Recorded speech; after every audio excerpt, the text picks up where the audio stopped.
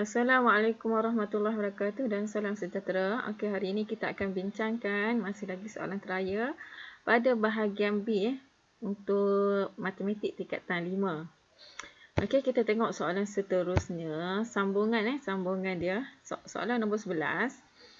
Soalan ini adalah soalan kebarangkalian.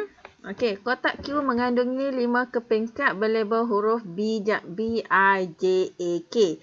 2 kepingkat dikeluarkan secara rawak dari kotak Q satu demi satu tanpa pengembalian. Okey, kita kena tengok keyword soalan di sini dia bagi tahu tanpa pemulangan. Tanpa pemulangan maknanya bila tanpa pemulangan maknanya dalam kotak ni dia semakin sedikit dan tidak mungkin akan dapat huruf yang sama sebab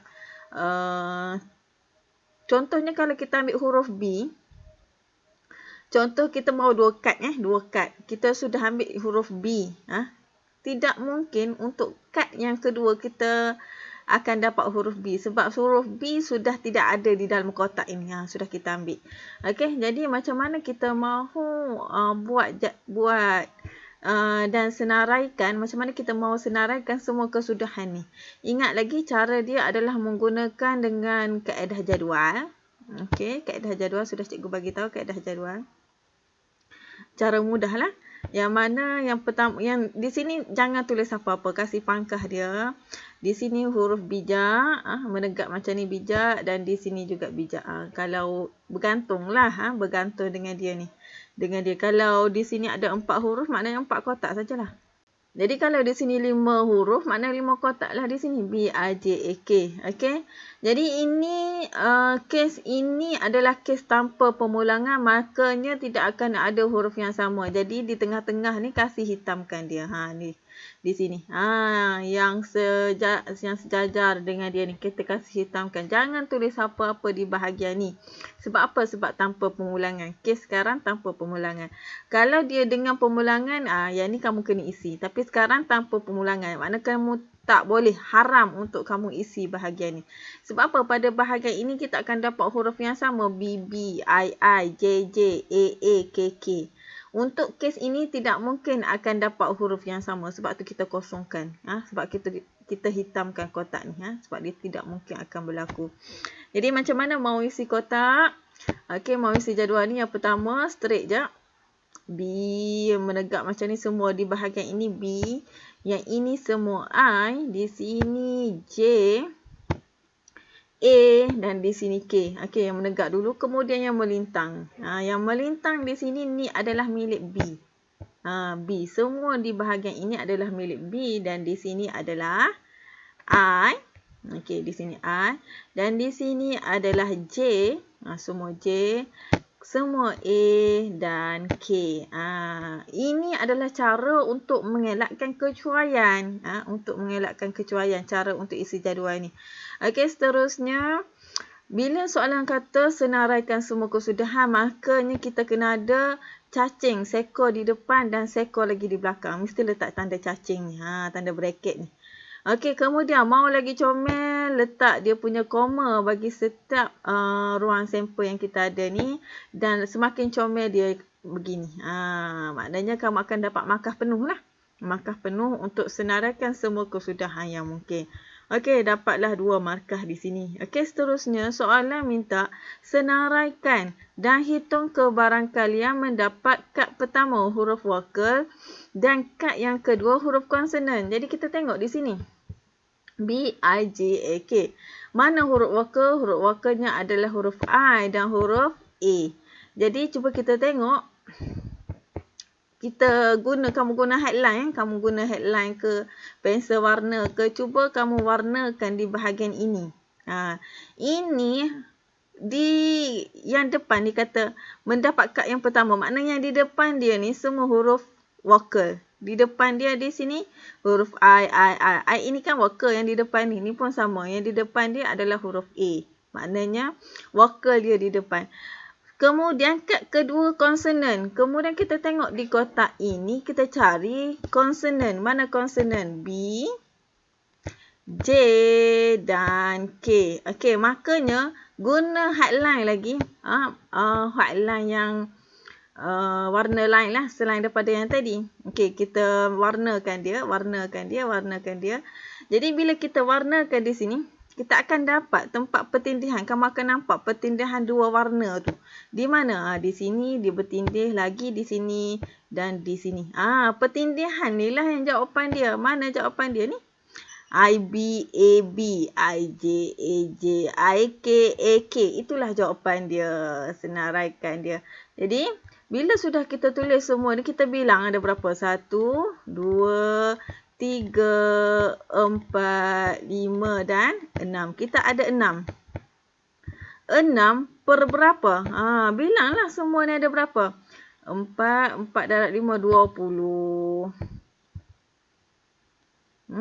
Ada 24, 8, 12, 16, 20. Jadi boleh kecikkan ni. Kita kecikkan, kita akan dapat 3. Macam mana mau kecikkan? Mau kecikkan, tekan saja. Cikgu saya tak pandai mau kecikkan.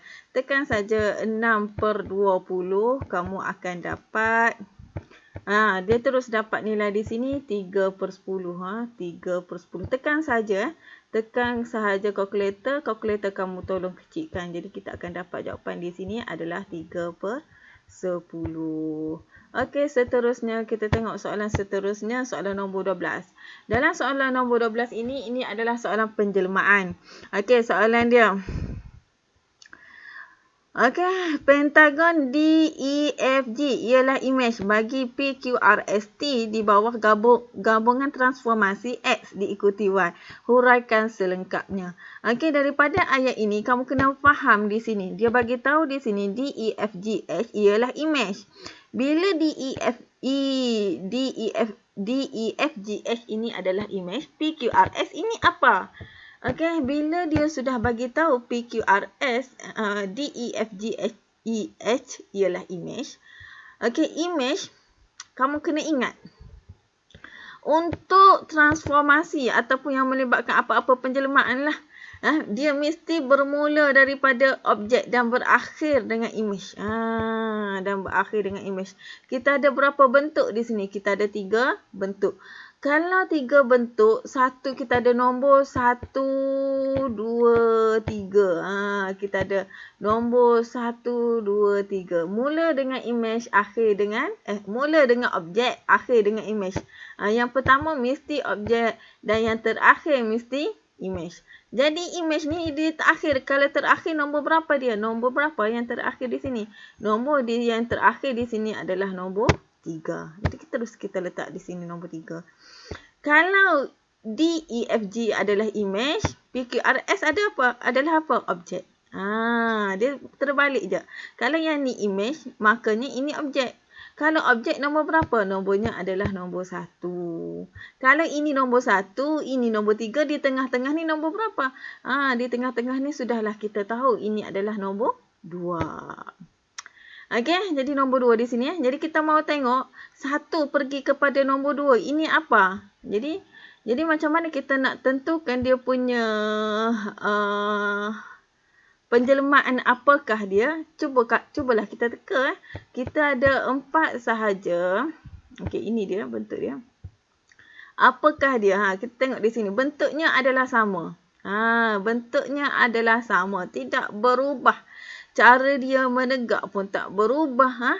Dia tak tertongging ke apa ke, tak bercondong ke, tak tersengit ke, sama. Sebiji. Kakinya juga ada satu. Kepala, satu titik lah kaki dia ni, paling bawah ni. Kakinya satu titik. Kepalanya pun ada 2 titik. Maknanya sebiji sama. Jadi kita mau teka apakah dia. Jadi macam mana mau teka itu? Inilah. Nak teka apa? Ni. Teka. Sama ada translasi kah? Pantulan kah? Putaran kah? Pembesaran kah?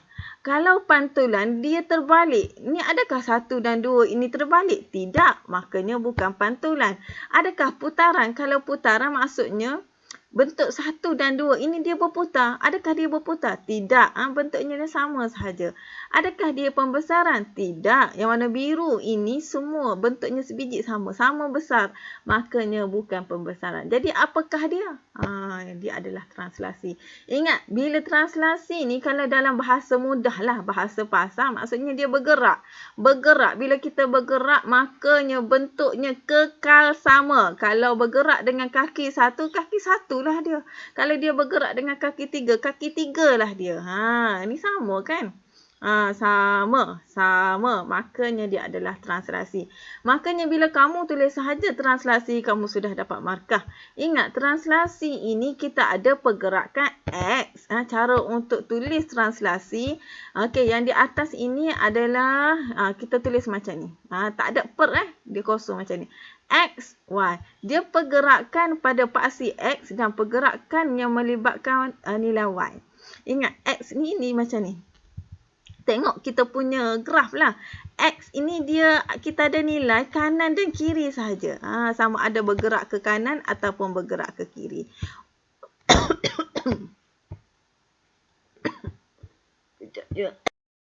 Manakala Y, tengok pada paksi, tengok pada anak panah kita ada pergerakan sama ada pergerakan daripada atas ataupun bawah.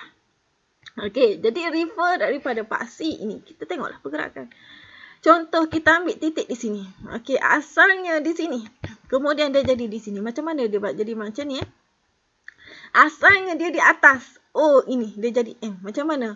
Pertama dia bergerak ke kiri. Berapa kotak ni dia bergerak? Kita kira kotak cara dia bergerak.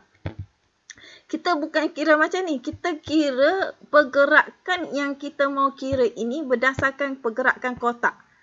Jadi berapa dia bergerak? Berapa kotak di sini? 3 kotak. Kanan ke kiri? Kiri ke kiri. Kalau kiri dia bergerak, maka nilai dia negatif. Maknanya 3 kotak ini adalah negatif 3. Kemudian macam mana kita mau kembali ke sini ke titik M ni? Kita turun. Turun berapa kotak? 3 kotak juga. Maknanya kalau turun dia mesti negatif. Kiri dan turun dia negatif. Kalau dia ke kanan ataupun naik dia positif.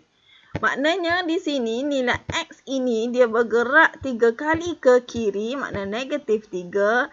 Dan bergerak 3 kali ke bawah, maknanya negatif 3. Jadi macam mana kita mau tulis jawapan di sini? Cara tulis jawapannya begini.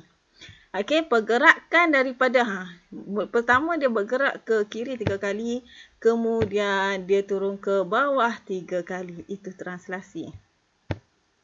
Okey, jadi macam mana kita mau tulis? Kita tulis sahaja begini. Syarat dia ejaan mesti betul lah. Translasi negatif 3, negatif 3. Okey, seterusnya. Sudah kita selesaikan translasi. Apakah itu X, kita kena teka. Apakah itu Y? Y ini daripada mana ke mana? Y ini daripada nombor 2 kepada nombor 3. Nombor 2 kepada nombor 3. Apakah 2 dan apa? Daripada 2 kepada 3. Kita tengok daripada 2 kepada 3. Macam mana kita nak tentukan dia? Sama juga. Kita teka lah. Daripada 2. 2 ini kecil. Yang 3 ini besar. Jadi apakah dia? Kecil, besar. Adakah translasi? Bukan. Adakah pantulan? Bukan. Adakah putaran? Bukan. Adakah pembesaran? Pembesaran kemungkinan. Sebab apa? Sebab dia daripada kecil semakin besar. Makanya dia mungkin adalah pembesaran. Bila kita sebut pembesaran, kita mesti tahu macam mana cara untuk kira faktor skala. Faktor skala panjang sisi sepadan imej bahagi dengan objek. Kita kena tengok yang imej dia dulu ni. Imej dia, kalau kita pilih yang menegak, garis yang menegak macam ni, menegak lah. Kalau kita pilih yang ni kawan dia, di mana dia? Di sini. Kalau kita pilih yang ni di sini, mana kawan dia? Di sini. Kita kena pilih pasangan sepadan dengan dia. Di sini cikgu pilih, yang cikgu pilih di sini adalah ini. Okey, yang ini pasangan sepadan dia. Okey, di sini berapa? 1, 2, 3, 4, 5, 6. Ini imej dia. Yang panjang ni semakin besar. Yang ni berapa? 3. Maknanya okey, kita sekarang adalah 6 bahagi 3. 6 bahagi 3 kita dapat faktor skala kita sama dengan K sama dengan 2. Okey. Bila sudah dapat K sama dengan 2, untuk pembesaran ni satu lagi yang perlu kamu cari, iaitu apa? Iaitu adalah pusat. Okey, macam mana mau cari pusat? Ingat balik. Titik sepadan tadi. Titik sepadan tadi. Yang mana titik? Kalau titik M, kawan dia adalah D. Kalau titik E, kawan dia adalah F. E dengan F. Kalau titik dia adalah L, kawan dia adalah H. Pasangan dia. Jadi pasangan ni kita mau buat apa? Kita gariskan dia. Kita gariskan dia punya sepadan. L dengan H. L dengan H ni memanglah kalau kita garis pendek je garis dia. Kita apa yang perlu kita buat? Kita garis panjang-panjang. Garis panjang-panjang. Sama juga D dengan M. Garis panjang-panjang. Dan E dengan H. Pasangan garis ni kita garis panjang-panjang. Bila kita garis panjang-panjang di sini, kita akan nampak tempat pertembungan di sini. Kita akan dapat tempat pertembungan. Pertembungan titik. Tempat persilangan dan tempat pertembungan. Inilah kita panggil namanya adalah pusat. Jadi apakah koordinat dia? Ingat bila sebut koordinat, kita mesti baca dulu nilai X. Jadi kita tengoklah di bawah ni. Apakah nilai X? Nilai di sini berapa? Sini 4, sini 6. Jadi di sini 5. Okey, kemudian kita pergi kepada paksi Y. Di sini berapa? 4. Jadi dapatlah koordinat kita di sini adalah 5, 4. Jadi macam mana kita mau tulis di sini? Jadi di sini kita perlu tulis ayat yang lengkap, iaitu Y sama dengan pembesaran faktor skala 2 pusat 5, 4. Ini cara penulisan dia. Kaedah dia senang saja.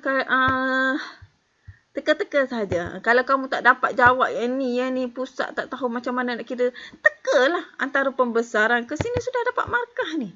Jangan tinggal kosong kalau yang ni tak tahukah ataupun habis-habis yang ni tak tahukah, kamu tahu yang ini saja. Tak apa, teka. Asalkan jangan tinggal kosong. Ini markah bonus untuk kamu.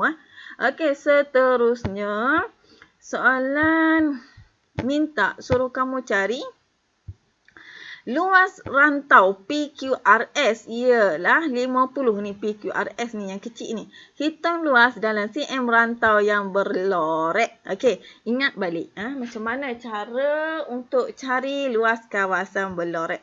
Ini daripada ayat yang tadi kita sudah tahu yang besar ini adalah image. PQRS ini adalah objek. Yang kecil ni lah. Yang kecil ni sama je. PQRST dengan MLFJK ni dia sama je. Sama besar je. Jadi cara dia. Sudah kita tahu yang besar ini. Macam mana kita ini besar. Kita mahu kawasan yang berlorek saja. Asalnya dia besar. Ini asalnya dia besar. Kita tidak mahu yang mana? Kita tidak mahu yang ini. Tidak mahu. Tak mahu. Kalau tak mahu ni dalam bahasa yang mudah, tak nak.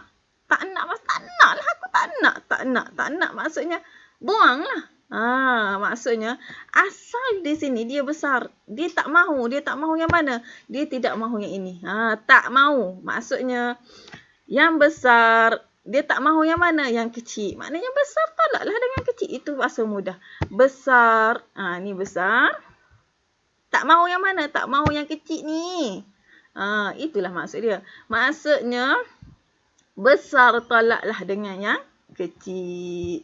Okey, besar tolak dengan yang kecil. Yang besar ni apa? Yang besar ni image. Yang kecil ni apa? Kecil ni dia sama je dia objek lah. Kita panggil objek. Yang kecil ni sudah kita tahu nilai dia adalah 50. Ini adalah 50 ni. Objek ni. Ni PQRST ini 50. Kalau di sini 50, di sini pun 50. Yang kita tak tahu nilai sekarang adalah image. Okey, image rumus dia dibagi. Dia bagi di kamu punya soalan lah di bahagian depan, di bahagian rumus tu. Luas image sama dengan K kuasa 2 darab luas objek. K ini apa? K ini tadi ni luas faktor skala tadi. Faktor skala untuk pembesaran ini adalah 2 kan? Jadi kita darab lah. 2 kuasa 2 darab dengan luas objek. Luas objek ni 50 ni. dapatlah luas imej sama dengan 200. Jadi apa macam mana nak kira jawapan?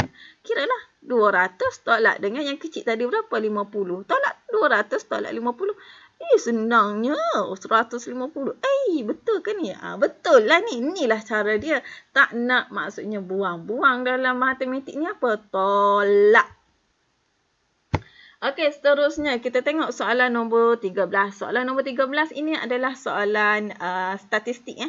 Soalan statistik. Pertama dia suruh kamu isi jadual ni. Jadi kita isi sajalah. Dia minta sempadan atas. Yang sempadan atas ni mana? Yang ni. Dia mula dengan 20 ni. Di atas ni. Tambah lagi 20 Tapi kita ambil saja mula dengan 25 dan seterusnya. Kita tambahlah. Lepas 25, 30.5, 35.5, 40. 40.55. Dia 555. 05. Dia sama saja. Kemudian 0.5 di belakang. Okey, seterusnya macam mana mau isi kekerapan longgokan? Pertama, 20.05 ini datang mana? Kenapa kosong? Sebab objek dia mesti menjejak tanah. Sebab tu dia tambah. Dia mesti tambah kosong di sini. Kosong tambah dengan 3 jadilah 3. 3 tambah dengan 6 jadilah 9. Tambah dengan 10. Tambah dengan 7. Tambah dengan 3. Tambah dengan 13. Tambah dengan 2.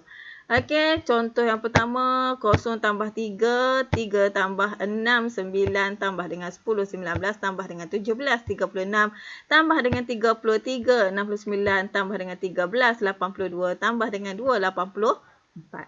Ini cara dia. Ini cara untuk isi jadual. Okey, seterusnya soalan.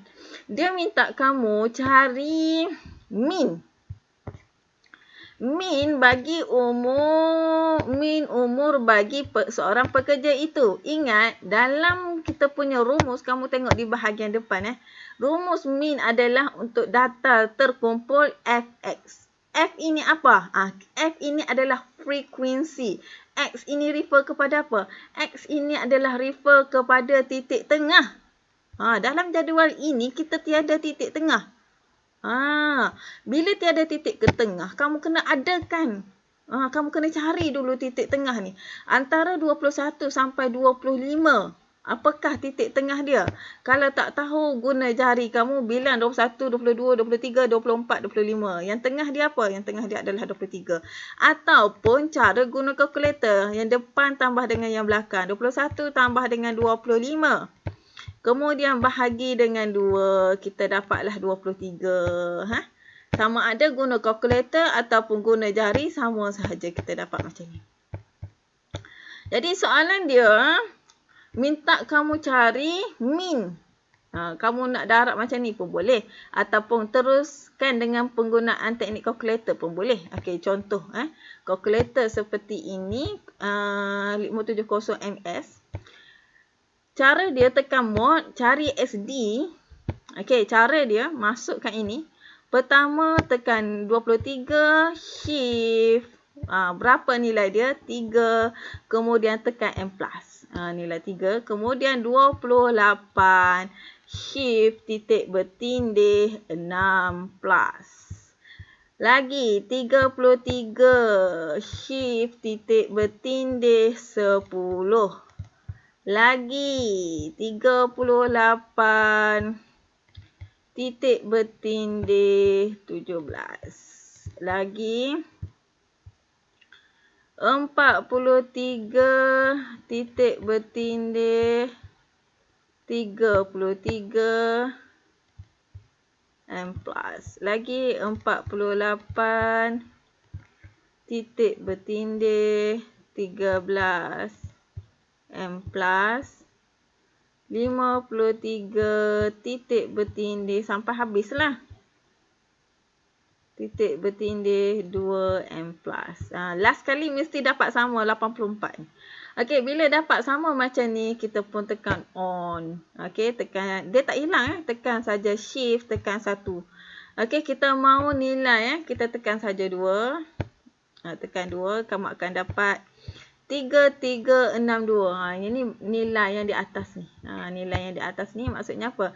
332 bahagi dengan frekuensi. Bahagi dengan kita punya kekerapan 84 ni. Okey, tekanlah 3362 bahagi dengan 84. Kamu dapatlah 40.2. Okey.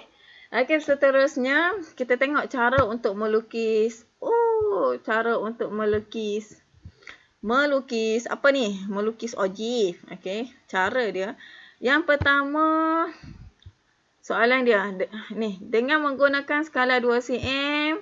Ini cikgu ni cikgu ambil punya ringkasan. Dengan menggunakan 2 cm kepada 5 tahun pada paksi mengupuk, 2 cm kepada 10 pekerja pada paksi mencancang. Okey, cara dia, ingat semasa melukis graf, pensel mesti tajam. Dan inilah lukisan mesti kemas bersih, licin. Jelas dan licin. Okey, cara dia, guna data ni tadi. Okey, buat paksi dulu. Paksi untuk paksi mengufuk dan paksi mencancang. 2 cm maksudnya 2 kotak. 2 kotak. Untuk di sini kita ambil kita punya bound ataupun sepadan atas ni. Mula dengan 20.5, 35.5. Sini salah ni. 40.5 di sini. Di sini nilainya adalah 40.5. Saya tersalah ni. Okey, sekejap ya.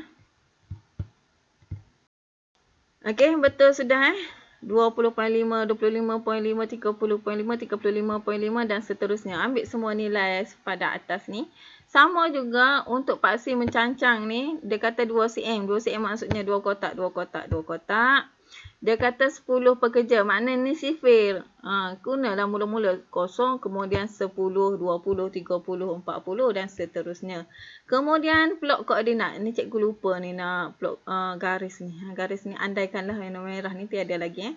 20.5, 0. Okey. 25.5, 3. 30.5, 9. 35.5, 19 dan seterusnya. Ni. Plot koordinat. Selepas plot koordinat barulah kita sambungkan titik. Ni sambungkan titik ni cikgu terlupa tadi. Graf kamu mesti kemas macam ni lah. Mesti dilabel. Ni bukan masa apa dia ni. Ni tahun. Ni tahun. Dia kata 5 tahun ni. Kita guna 5 tahun lah. Tahun di sini. Tahun. Okey. Seterusnya kita tengok soalan seterusnya. Soalan nombor 14. Soalan nombor 14 ni adalah soalan graf fungsi. Okey, dia suruh kamu lengkapkan jadual ni. Jadi kita lengkapkanlah jadual. Cikgu ajar kamu cara yang ringkas sahaja. Cara yang kuno lah. Tak berapa kuno lah. Okey, di tempat X ni kita letak tanda kurungan. Maksudnya 2X kan? Ni 2Y sama dengan 2X. X ni letak kurungan. Masukkan yang kosong. Apa dia? Negatif 1.5. Kemudian tutup kurungan 1.5. Tutup kurungan. Kemudian dia kata kuasa 2. Letak kuasa 2. Tolak. Kemudian ada X lagi kan? Masukkan kurungan. Masukkan yang dalam kotak ni. Masih lagi nilai yang sama.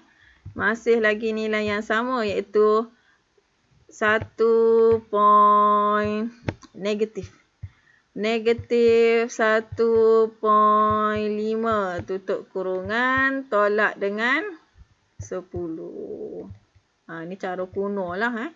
Okey, kita dapat negatif 4 di sini. Okey, sama juga untuk isi kotak yang kedua. Di bahagian kurungan ini, kita masukkan nilai 2 di sini. Yang lain kita padamlah. Padam. Okey, cikgu buatlah. Cikgu buat balik. 2X kan? Buka kurungan 2 kuasa tutup kurungan. Kuasa 2 tolak dengan buka kurungan 2 tolak dengan 10. Sama juga nilai dia, kita dapat negatif 4 di sini. Sama aja nilai dia negatif 4. Sini pun negatif 4. Okey, bila sudah siap isi jadual ni, soalan minta kamu lukis. Lukis. Cikgu lupa juga mau. Tak apalah. Okey, kita lukislah. Lukis ni mesti menggunakan kertas graf. Soalan dia 2 cm kepada 1 unit pada paksi X. 2 cm kepada 5 unit pada paksi Y. Ingat ya, untuk melukis graf kita mesti guna pensel yang tajam. Okey, soalan dia. Maaflah cikgu terlupa mau buat animation titik-titik ni. Andaikan tiada lah. Okey, soalan dia bagi tahu 2 cm kepada 1 unit pada paksi Y, 2 cm kepada 5 unit pada paksi X dan pada paksi Y. Okey, cm ingat, 2 kotak, 2 kotak. Jadi kita buat yang baris bawah sekali ni 2 kotak, 2 kotak, 2 kotak. Jadi kita mulakan dengan nilai dia lah. Kita mulakan dengan negatif 3, negatif 2. Jangan ambil nilai di sini. Kita langkau satu-satu je.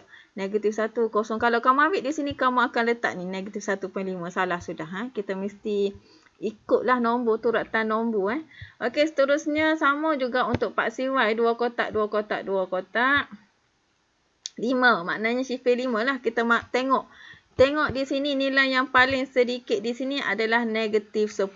Jadi kita mula yang paling bawah ini adalah negatif 10, negatif 5, 0, 5, 10, 15. Mesti mula dengan nilai yang paling bankrupt, nilai yang paling banyak pinjam duit ni. Okey, seterusnya pada nilai yang kosong di sini gariskan jadi paksi X dan di sini gariskan jadi paksi Y. Okey, jadi yang kita sudah ambil yang merah ni kan, tanda balik di sini. Yang di sini pun tanda balik. Masukkan balik nilai dia dan masukkan balik nilai dia. Cikgu, di sini macam mana? Perlu padam ke? Padam pun boleh, tak nak padam pun boleh. Tapi bagi saya, tak perlu buang masa. Jangan padam lah. Jangan padam. Biarkan sahaja macam ni. Okey, bila selesai macam ni, kita pun peluklah koordinat. Negatif 3, tempat dia adalah 11. Negatif 2, 0, negatif 1.5, negatif 4 dan seterusnya lah. Okey, bila seterusnya kita pun sambunglah kita punya garis. Dapatlah seperti ini. Garisan mesti kemas, licin dan bersih. Okey, seterusnya soalan nombor 15. Soalan nombor 15 ini adalah soalan tingkatan 3, pelan dan dongakkan. Okey, soalan di sini dia suruh lukis lukis dengan skala 1 nisbah 10. Ingat, maksud dia adalah 1 sama dengan 10.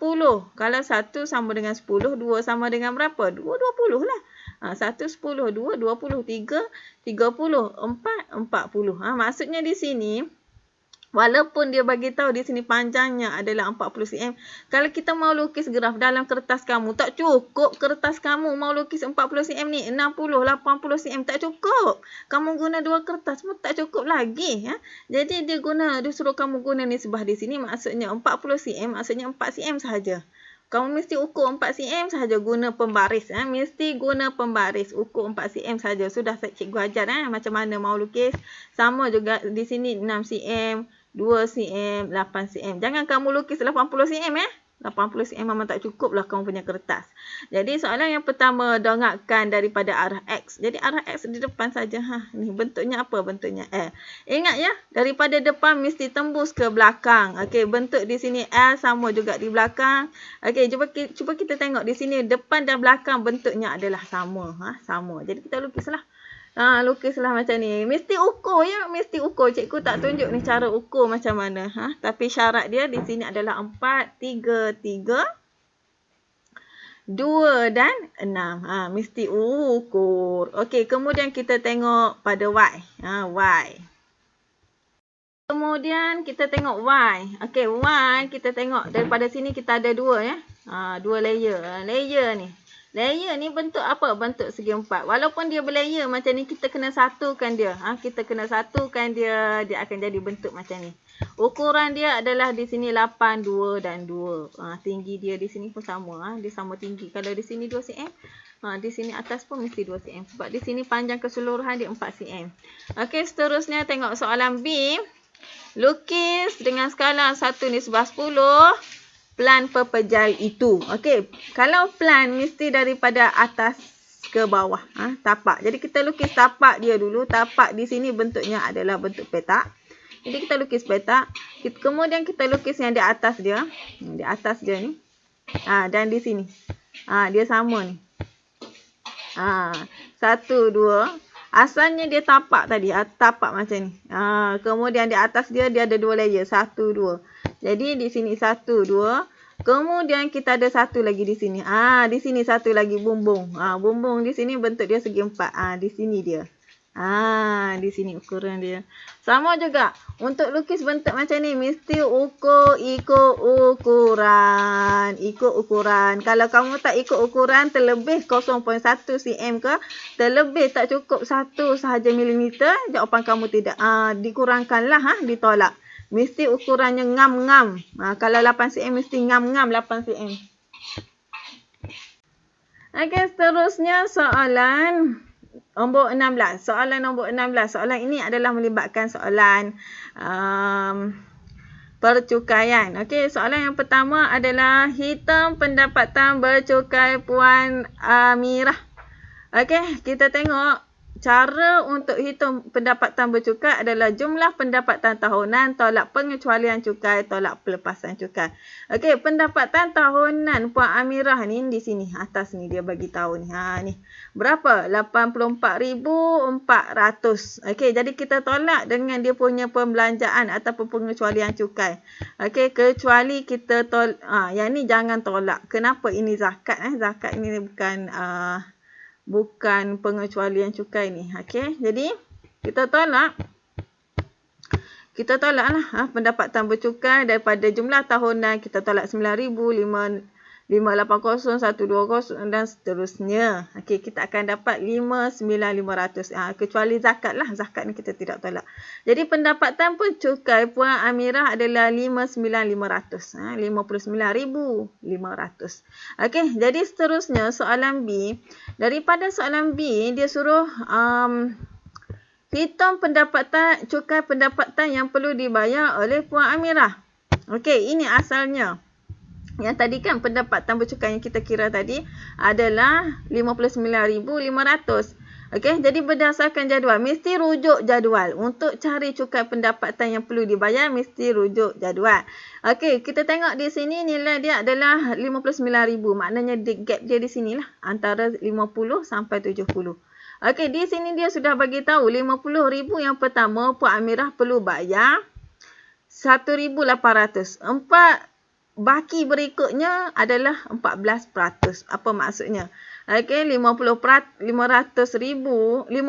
pertama, 1,800 cukai baki berikutnya. Maknanya 59,500 tolak dengan 50,000. Ni. Darab dengan 14% ni. Okey, kita dapat baki berikutnya Puan Amirah perlu bayar 1,330. Jadi daripada nilai di sini, jadi kita mau kira lah berapa yang dia perlu bayar. Okey. Daripada di sini, cukai pendapatan yang perlu dibayar oleh Puan Amirah adalah 1,800. Tambah dengan 1,330 tolak dengan zakat. Zakat. Ni. Rebate cukai sebanyak 400 diberikan kepada pembayar cukai sekiranya pendapatan bercukai tidak melebihi 35,000. Okey, sekarang Puan Amirah lebih. Berapa lebih dia? 59. Maknanya dia tidak layak dapat 400. Tetapi dia jumlah bayaran zakat atau fitrah akan mendapat rebate cukai. Sebab tu kita tolak 600 di sini. Sebab rebate dia bergantung kepada zakat tu. Jadi kita tolak dengan 600 di sini. Jumlah yang perlu Puan Amirah bayar adalah RM2,530. Okey, seterusnya soalan C.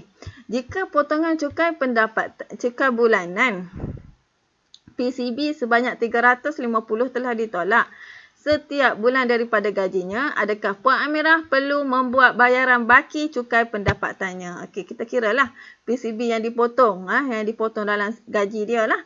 Jadi RM350 darab dengan 12. Jadi setahun dia telah bayar 4,200. Okey. Soalan, adakah Puan Amirah perlu buat bayaran baki? Adakah dia kena bayar lagi? dia sudah kena potong 4,500. Adakah dia kena bayar lagi? Adakah dia kena tambah lagi duit untuk bayar cukai? Okey. Bayaran cukai yang telah okey. Cukai pendapatan yang perlu Puan Amirah bayar adalah ni. Dia hanya yang kita kira tadilah. Yang kita kira tadi, Puan Amirah perlu bayar RM2,530 sahaja. Yang dipotong berapa? Yang dipotong adalah 4,200. Maknanya, bayaran cukai yang telah dipotong telah melebihi cukai yang perlu dibayar. Maknanya, Puan Amirah ni terlebih bayar sudah. Terlebih bayar sudah. Berapa dia terlebih bayar? 4,200 tolak dengan 2,530. Jadi dia yang terlebih bayar adalah 1,670. Jadi apa yang terjadi dengan 1,670 ni? LHDN, Lembaga Hasil Dalam Negeri, perlu memulangkan semula baki lebihan PCB. LHDN akan bagi balik lah duit ni. Duit lebihan bayaran Puan Amirah ni. Okey, seterusnya kita tengok soalan terakhir. Soalan terakhir. Soalan ini adalah soalan rangkaian. Okey, soalan dia. Rajah 17 menunjukkan peta perjalanan Encik Mohsin, Encik Chong dan Encik Selvem dari SMK Datuk Abdul Rahman Yaakob ke SMK Paya Rumput. Okey, ini dia punya ni. Dia guna short form lah. Abdul Rahman Yaakob ni RYUKTHPR. PR ni untuk Paya Rumput. Dia guna simbol-simbol sahaja. Dia tidak guna, dia tak tulis ayat yang penuh lah. Okey. Soalan yang pertama. Diberi jarak permasa untuk setiap laluan adalah kadar kelajuan yang berbeza-beza. Siapakah yang menggunakan laluan yang paling optimum berdasarkan masa dan jarak paling minimum? Okey. Tengok masa paling optimum di sini ni. Kita tengok jarak dia lebih kurang je. Okey, jarak dia. Jadi di sini kita kena bandingkan saja. Bandingkan saja yang paling optimum berdasarkan jarak dengan masa ini adalah Encik Mohsin. Encik Mohsin. Jadi kita tengok soalan nombor 2. Jika had laju memandu di jalan raya adalah 90 km per jam. Siapakah antara mereka mematuhi dan memandu di bawah had kelajuan yang ditetapkan? Berikan sebab. Ingat, laju, rumus dia adalah jarak bahagi masa. Laju sama dengan jarak bahagi masa. Jadi kita tengoklah Encik Mohsin. Ni dia punya jarak. Laju sama dengan jarak bahagi masa. Jarak bahagi masa. Cikgu buat per jam lah ni. Jadi yang ni dia punya laju. Jadi soalan dia, siapakah di antara mereka mematuhi? Siapa yang mematuhi? Kurang daripada 90 km per jam. Yang mematuhi hukum ini bagi kelajuan, jarak bahagi masa adalah Encik Selvem. Okey, seterusnya. Okey, soalan seterusnya. Jika Encik Chong memandu dengan kelajuan 90 km per jam, nyatakan masa baru yang diambil olehnya untuk perjalanan dari SMK Datuk Abdul Rahman Yaakob ke SMK Paya Rumput. Nyatakan jawapan dalam minit dan saat. Okey, ingat rumus laju jarak bahagi masa. Kita masukkan maklumat. Dia kata laju 90, jarak ni kita tengok dalam jadual tadi. Jadual mana ni? 40.7. 40.7. Okey, bahagi dengan masa. Masa ni lah yang kita nak kira. Okey, masa ni dia berada di bawah. Jadi kita pindah dia berada di atas. Jadi dia bertukar tempat lah. 90 tu. Bertukar tempat. Dia akan jadi macam ni. Masa naik atas, 90 naik bawah. Jadi 40.7 bahagi dengan 90. Ni dalam pecahan. Dalam pecahan. Okey, kita tahu soalan dia mau minit dan saat. Ini dalam jam. Jadi kita tahu 1 jam sama dengan 60 minit. Jadi kalau yang ini dalam jam, mesti darab dengan 60 lah. Kita dapat 27 lah. Mesti darab dengan 60. Darab. Sebab kita mau ambil dalam minit. Jadi kita akan dapat 27, 2/15 minit. Okey, 2/15 ni pula, kita mau dalam saat. Darablah pula dengan saat. Darab 2/15 ni dalam saat berapa? 8 saat. Darab 2/15 darab dengan 60 dapat 8 saat. Jadi jawapannya adalah 27 minit 8 saat. Okey, seterusnya. Soalan seterusnya. Soalan yang terakhir. Okey, dia suruh kamu lukiskan rangkaian graf terarah yang menunjukkan keadaan situasi itu. Situasi apa? Situasi inilah. R ke Y. Okey, soalan dia, apa dia? Mengarahkan, J ke R mengarahkan laluan, penutupan laluan dibuat hanyalah perjalanan sehala sahaja. Perjalanan sehala sahaja, makna satu arah sahaja. Berikut merupakan kondisi. Okey, kalau soalan ni dia bagi tahu RY ke U dibuka, maknanya U ke RY ditutup. Sebab apa? Sebab dia kata melibatkan perjalanan satu hala sahaja. Dia salah satu sajalah. Okey, apa maksud dia? Okey, kita guna short form yang tadi. Kalau payah rumput ni guna PR. Rahman Yaakob ni RY. Contoh yang pertama RY ke U. Berdasarkan ke titik ni lah. Berdasarkan titik seperti ni. Jangan buat titik asing-asing.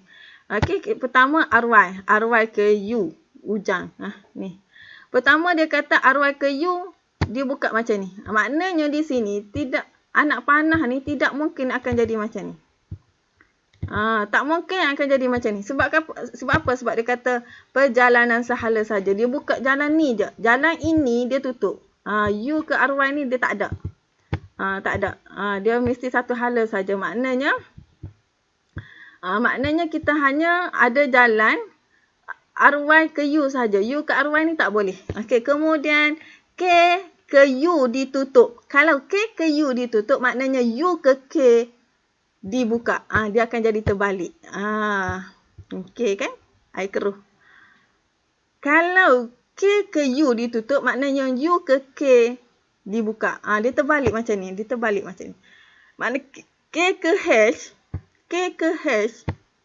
Ni, H ni. Hang cepat. K ke H dibuka. Okey, makna H ke K ditutup lah. Tak ada lah anak panah tu. K ke T ditutup. Kalau K ke T ditutup, T ke K buka. Dia terbalik. T ke K buka. Okey. Seterusnya H ke T dibuka. H ke T dibuka. Anak panah macam ni. Okey, seterusnya K ke RY. K ke RY. RY dibuka. Okey, seterusnya K ke RY dibuka. Seterusnya H ke R ke PR. Kedua-dua belah. Dia bagi tahu di sini. Kedua-dua belah laluan H ke PR. Ni H ke PR. Kedua-dua belah dibuka. Pergi pun buka. Balik pun buka. Dua-dua belah macam ni dibuka. Dibuka. Kemudian kedua-dua belah laluan U ke PR dan T ke RU. T ke RY ditutup. Yang ni tak payahlah buat anak panah. Okey, jadilah macam ni. Point ini berdasarkan ini. Berdasarkan ini. Jangan pandai-pandai pula. Kamu nak buat PR ni di bawah lah. H ni di tengah lah. Apalah. Tidak. Dia bergantung kepada kedudukan yang sudah dibagi simbol tadi. Okey. Jadi, habislah kita punya bahagian B. Okey. Sekian sahaja. Cikgu harap kamu faham. Jika tak faham, boleh tanya cikgu. Boleh PM cikgu. Okey. Sekian. Terima kasih.